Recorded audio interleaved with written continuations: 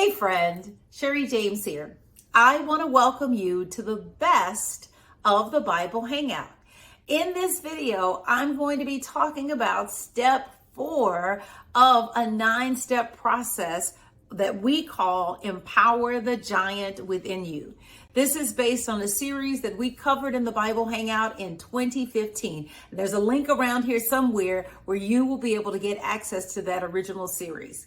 Now, if you are here for this premiere, I've got a free gift for you. This is my way of saying thank you to you. You know, when we first started doing the Bible Hangout, they were live. We met together in person on Thursday nights, every Thursday, almost without fail. Maybe we took a break for holidays. But even when I traveled, I'd still figure out a way to host the class. But life has changed in such a way that now I got to pre-record these sessions. So this is my way of just, saying thank you so much for extending me grace for the changes that have happened in my schedule. And it's our chance to kind of do something together, me to give something to you. So make sure you watch all the way to the end to get the free gift. All right, let's dive into it. So this step that we're covering, and this is for the entire month, is can you tell the real from the fake?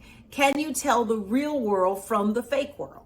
And we said last week, well, the real world is that which is permanent, that which never changes. And the fake world is something that's always changing. You can't depend on it. It's one way one day and different the next. The question that I want you to think about today is, which world are you living in? Which world are you living in? This is the question that each of us has to answer. See, in the real world, which is the world of love, love is eternal. Love is eternally giving. Love is kind. Love is unfailingly consistent. Love is faithful. Love is absolutely faithful. I told someone recently, you have never once had to worry about floating off this planet because love has you so tethered to it that ain't nowhere you can go.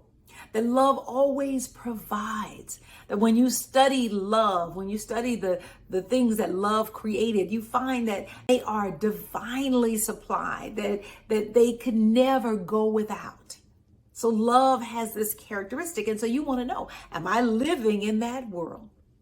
Or am I living in that dog eat dog world, right?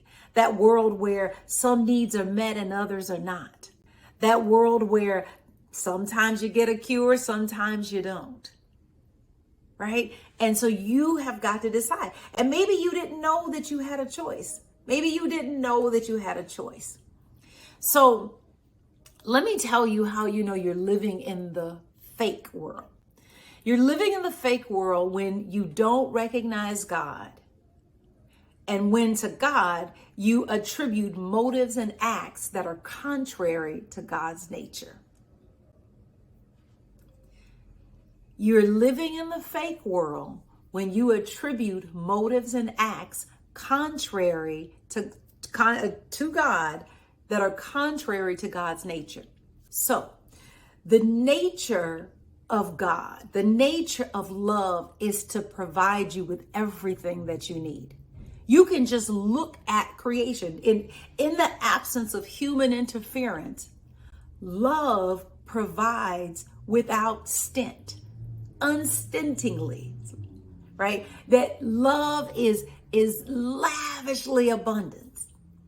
In the absence of human interference, love provides everything that is needed. And so then you know something about the character of love. So then you can't attribute something that is not within the character of love to love. And I'm using love synonymously with God. You can't attribute sickness, right? That's a concept. And I'm inviting you to drop that concept because it's not serving you. This idea that you would be given sickness. The Spirit does things in a permanent way.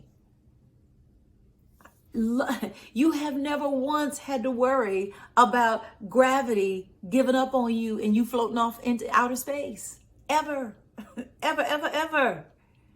So love is unfailingly consistent. Love is faithful. So if love ever gave you an illness, guess what you could never get rid of? that illness, because love does things in a permanent way. God does things in a permanent way. Love is consistent, right? You can always depend on it. So right now at the filming of this video, we're at the end of summer, getting ready to move into autumn. Guess what's not coming after summer? Winter. Winter always waits its turn. Winter never jumps the guns like, autumn, get out of the way. Because love is faithful. And so when you're living in the fake world, when you attribute motives and acts to God that are contrary to God's nature. So stop saying that God took you through a dark time. God was with you in that dark time, but God didn't make you go there. Because the Spirit does things. You got to get this. This is where the rubber meets the road. Because so many of us need to clean up the way that we understand God. We've got this human God that does things in a human way. If you say, God has afflicted me, you don't recognize God. You're living in the fake world. If you say God's plan for you includes hardships of any sort, see, when you want to know a subject, you study it.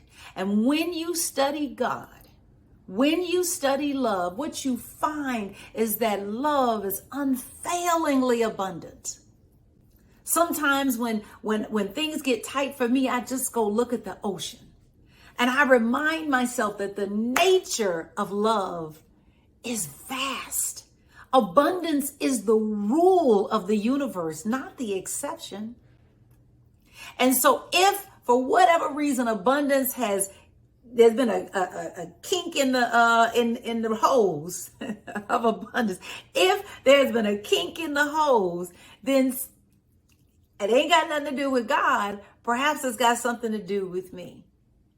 Because abundance is the rule, and not just abundance, lavish abundance. I don't know if you know this, but sometimes I try to geek out on God. When you look at the variety of life, so there are 400,000 different species of beetles. And when scientists, or whatever they're called, that group that studies beetles, which would never be me, but that group that studies beetles, they always have to say known species because they're always finding new species. There are 400,000 different known species of beetles. Now, 400,000, in my opinion, would have been enough for the planet. To me, that was God being team too much, right? But 400,000 different types of beetles, species, like distinct enough to be classified as a species. There are, and I may have this number wrong because the stat is not fresh in my head. There are 23,000 different species of bees. Not 23,000 bees, 23,000 different known species of bees. Lavish abundance is the rule of the universe. So the idea that a God that never changes, that a love that is eternal would somehow change when it got to you, you're living in the fake world. And I want to invite you into the real world because there's a better way. There is a better way. You know, sometimes I ask, why is it so hard for us to live in the real world? Well, I'm not going to answer that question right now. I'm going to invite you to come back next week. Next Monday, we're going to talk about what is it? What is it that keeps me anchored to this fake world?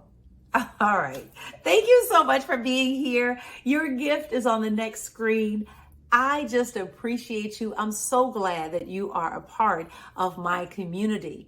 And I want to invite you to come back next Monday, 7 o'clock. We're going to pick up with part 3, and we're going to talk about what is so hard about believing and continuing to believe in the real world versus the fake world. All right. Take care, my friend.